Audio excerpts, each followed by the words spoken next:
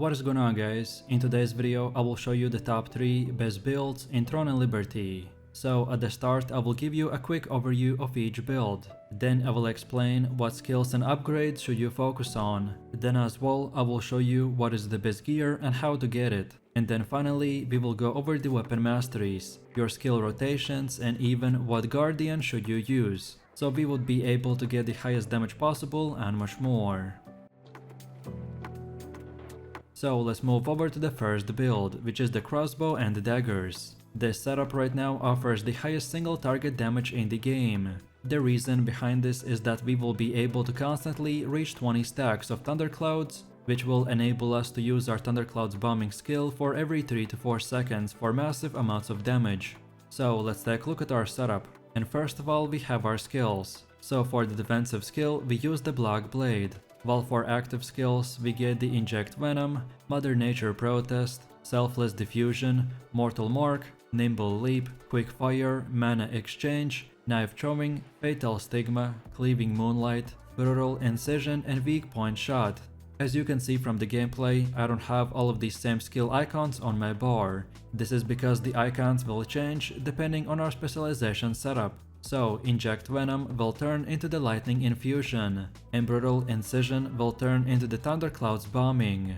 And then for passive skills, we get the Bloodlust, Nature's Power, Ambidexterity, Piercing Strike, Assassin's Instincts, Wrathful Edge, Destructive Fang, and Murderous Energy. Next we have the skill specialization, and for Inject Venom we get the Lightning Infusion and cooldown reduction. Then for Selfless Diffusion don't get anything. Then for Nimble Leap select the consecutive use and cooldown reset. Then for Mana Exchange get the skill effect enhanced. Then for Fatal Stigma get the damage increase. Then for Brutal Incision select the Thunderclouds Bombing. Then for Mother Nature's Protest get the Lightning Arrow. Then for Mortal Mark don't get anything. Then for Quick Fire select the minimum chain fire, damage increased and cooldown. Then for Knife Throwing get the additional hit. Then for Cleaving Moonlight select the consecutive use, effect accumulation, and attack speed. And finally for Weak Point Shot don't select anything. Next we have the weapon mastery, and this is how it should look like for the crossbow. So first of all get the middle, and then the entire bottom row. And then again this is how it should look like for the daggers. So pretty much the same thing, just get the middle and then the bottom row. Next let's take a look at our gear, and all of this you can easily farm yourself. If you are looking for a farming build that uses green gear, then check out my leveling guides that are already up on the channel. So we are using the Steel Flurry crossbow with traits like the hit chance, heavy attack chance, and critical hit. This should be self-explanatory, but all gear should be at its max level, so 6 for green and 9 for blue and purple. And you can get this items crafting recipe from conquest rewards such as the Spectral Abyss or the Cave of Desperation. Next we have the Daggers of Resistance with hit chance, heavy attack chance, and critical hit chance. You can get it from the Precious Blessing pouch, or by defeating the Evil Eye, Adentus, Chernobog, or the Armadillo. Next we have the Feather Jakeskin Mask with ranged evasion, magic evasion, and max health. You can get it from the Roaring Temple or the Cursed Wasteland. Next we have the Deadeye Cloak with skill damage resistance, debuff duration, and mana regen. You can get it from the Precious Blessing pouch or by defeating the Galu Archers and the Dark Assassin. Next we have the Soul Mirror Carapace with ranged evasion, magic evasion, and buff duration. You can only get it from the Cave of Destruction. Next we have the Nature's End Gloves with added attack speed, max health, and melee evasion. You can get it from the Cave of Desperation or from the Temple of the Slaughter.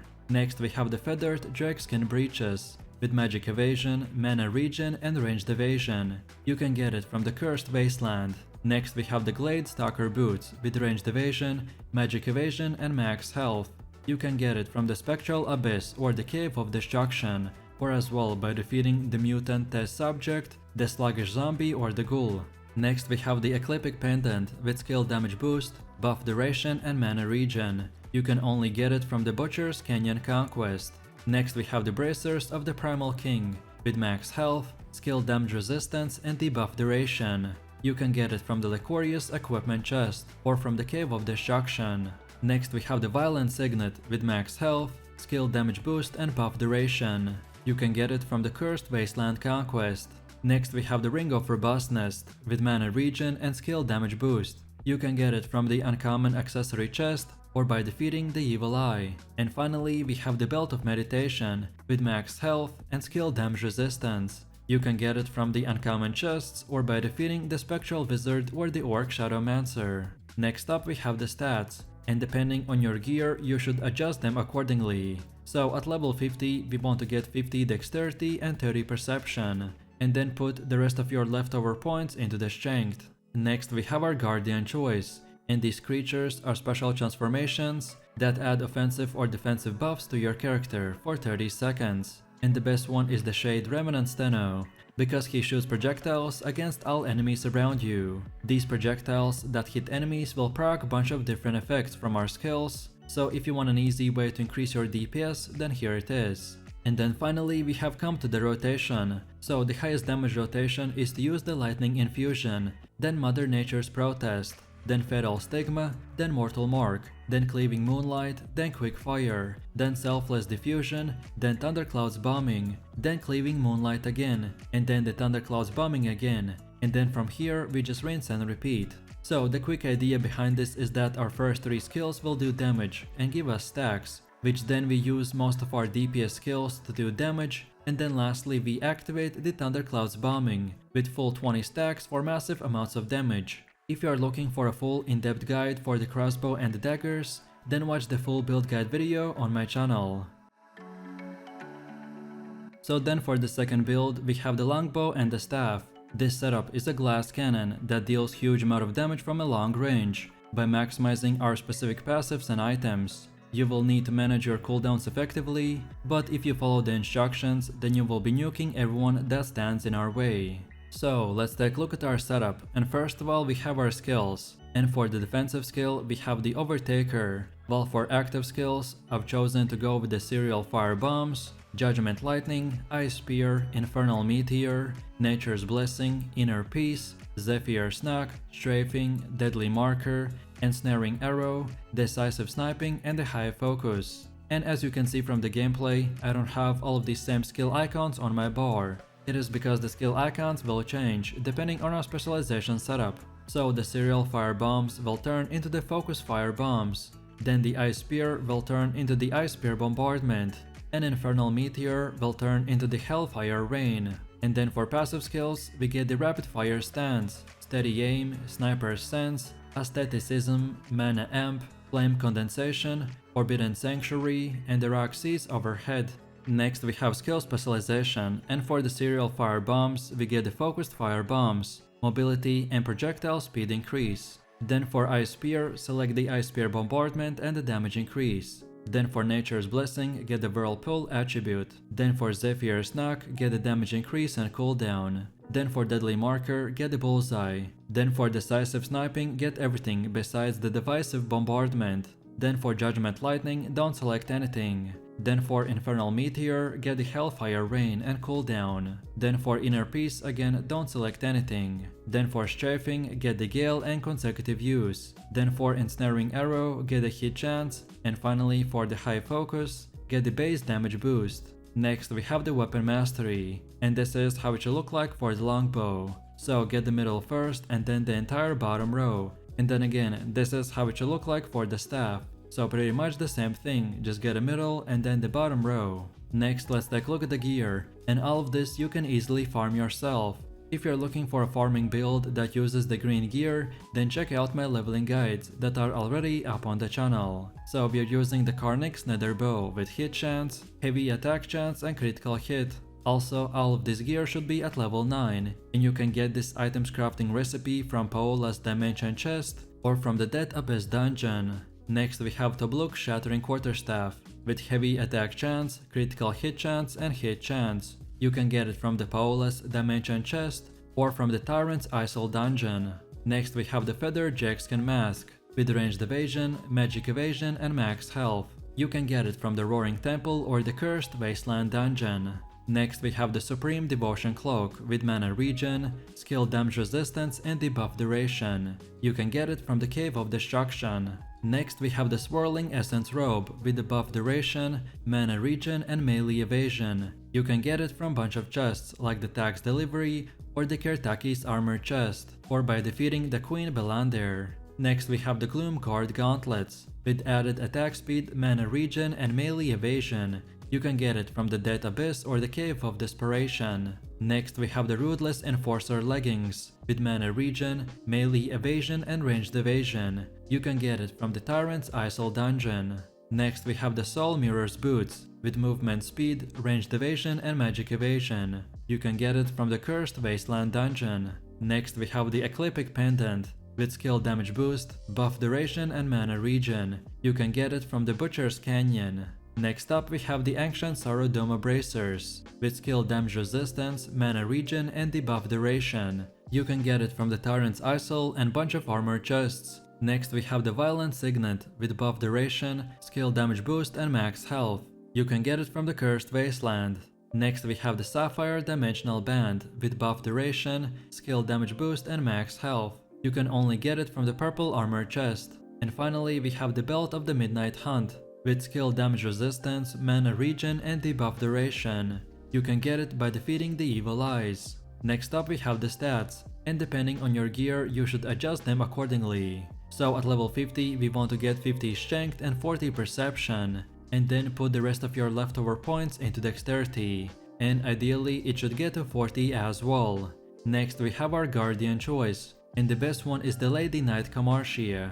If you constantly find yourself running out of mana as the boss is about to die, then just use her so you don't have to use our mana sustain combo. And finally we have come to the rotation. So the highest damage rotation is to use the High Focus, then Hellfire Rain, then Nature's Blessing, then Ensnaring Arrow, then Decisive Sniping, then Deadly Marker, then Focus Fire Bombs, then Ice Spear Bombardment, and then we finish it off with the Judgment Lightning and Rinse and Repeat. If you ever run into the mana problem, then just use the Nature's Blessing and then the Inner Peace, and this will give you a mana sustain. But of course this is optional. So if you're looking for a full in-depth guide for the bow and staff, and why do we exactly do what I show you, then I recommend for you to watch the full build guide video on my channel. And then for the last and final build, we have the Greatsword and Daggers. This setup is a melee assassin, and thanks to their passives, items and skills, we will be able to do very high damage. Once you fully build it, we will reach over 300 damage boost and 500 plus heavy attack chance. So in short, we will be doing incredible amount of damage for a melee player. So with that said, let's take a look at our setup. And first of all, we have our skills, and for the defensive skill, we get the Block Blade. And then for active skills, we go with the Stunning Blow, Cleaving Moonlight, Valiant Brawl, Brutal Incision, Inject Venom, Guillotine Blade, Umbral Spirit, Fatal Sigma, Dead Blow, Willbreaker, Gaia Crash, and the Da Vinci's Courage. As you can see from the gameplay, I don't have all of these same skill icons on my bar. It is because the skill icons will change depending on our specialization setup. So the Brutal Incision will turn into the Thundercloud's Bombing, then Inject Venom will turn into the Lightning Infusion, then Umbral Spirit will turn into the Thunder Spirit, and Gaia Crash will turn into the Frost Cleaving. And then for passive skills, we get the Destructive Fang, Assassin's Instincts, Wrathful Edge, Vital Force, Cold Warrior, Victor's Morale, Robust Constitution and Murderous Energy. Next we have the skill specialization, and for Stunning Blow we get the cooldown reduction and damage increase. Then for Valiant Brawl get a damage increase. Then for Inject Venom get the Lightning Infusion. Then for Umbral Spirit select the Thunder Spirit. Then for Dead Blow select the cooldown reduction. Then for Gaia Crash get the Frost Cleaving and attack speed increase. Then for Cleaving Moonlight get a consecutive use, effect accumulation and attack speed increase. Then for Brutal Incision get the Thundercloud's Bombing. Then for Guillotine Blade get the charge damage and cooldown reduction. Then for Fatal Stigma get the damage increase. Then for Willbreaker don't select anything. And finally for Da Vinci's Courage get the duration increase. Next we have the Weapon Mastery, and this is how it should look like for the Greatsword. So get the middle first and then the entire bottom row. And then lastly go to the top row. And then again this is how it should look like for the daggers. So this time get the middle row fully, and then go to the bottom and get the entire row as well. Next let's take a look at our gear, and all of this you can easily farm yourself. If you're looking for a farming build that uses green gear, then check out my leveling guides that are already up on the channel. So we are using the broadsword of the resistance with traits like the hit, critical hit chance and heavy attack chance. Also, all of this gear should be at their max level, and you can get this item's crafting recipe by defeating the Orb Shadow Priest or the Malakar. Next we have the daggers of resistance with hit chance, critical hit chance and heavy attack chance. You can get it from weapon chests or by defeating the Evil Eye, Adentus, Janabok or the Armadillo. Next we have the visor of the resistance with melee evasion, ranged evasion and max health. You can get it from the blessing pouch or by defeating the Sandworm or the Orc Brawler. Next we have the Warlord Shroud with max health, skill damage resistance and debuff duration. You can get it by defeating the Orc Spearmaster or the Living Armor Foot Soldier. Next we have the Heroic Armor of the Resistance with melee evasion, ranged evasion and max health. You can get it from the enchanted chests or by defeating the Galu Archers. Next we have the Gloomguard Gauntlets with melee evasion, ranged evasion and added attack speed. You can get them from the Death Abyss or the Cave of Desperation. Next we have the Trousers of the Resistance with max health, ranged evasion and magic endurance. You can get them by defeating the Hermit Crab or the Kotori. Next we have the Glade Stalker Boots with max health, ranged evasion and magic endurance. You can get it from dungeons like the Cave of Destruction and the Spectre's Abyss. Next we have the Necklace of Clarify with skill damage boost and buff duration. You can get it by defeating the Sand Scorpion. Then we have the Bracelet of the Conquest with max health and skill damage resistance. You can get it by defeating the Skeleton Knight and the Grey Claw Sentry. Next we have the Violent Signet with max health, skill damage boost and buff duration. You can get it from the Cursed Wasteland dungeon. Next we have the Amber Dimensional Band with max health, skill damage boost and buff duration. You can get it by opening the purple armor chests. And finally we have the Belt of the Endless Slaughter with skill damage resistance, debuff duration and max health. You can get it from the Butcher's Canyon dungeon. Next up we have the stats. So at level 50 we want to get 30 strength, 30 dexterity and 30 perception, and then put the rest of your leftover points into strength. Next we have our Guardian choice, and the best one is the Shade Remnant Steno, because he shoots projectiles against all enemies around us. And since we are stacking a lot of heavy attack chance, so this guy will boost our damage the most. And then finally we have come to the gameplay part. So this rotation will be split into two parts, the buff phase and the damage phase. So first of all we start the rotation by using the Da Vinci's Courage, then the Thunder Spirit and then the Lightning Infusion. And then from here we do big damage by using the Willbreaker, Frost Cleaving, Stunning Blow, then Lightning Infusion for the second time, then Fatal Stigma, then Dead Blow, then Galatine Blade, then Thundercloud's Bombing, then Cleaving Moonlight, and then we finish it off with the Valiant Brawl. And then we rinse and repeat. So if you enjoyed this video, click like, subscribe and comment. And if you are interested in more content, then check out my channel. And I will see you in the next one. So take it easy. Peace.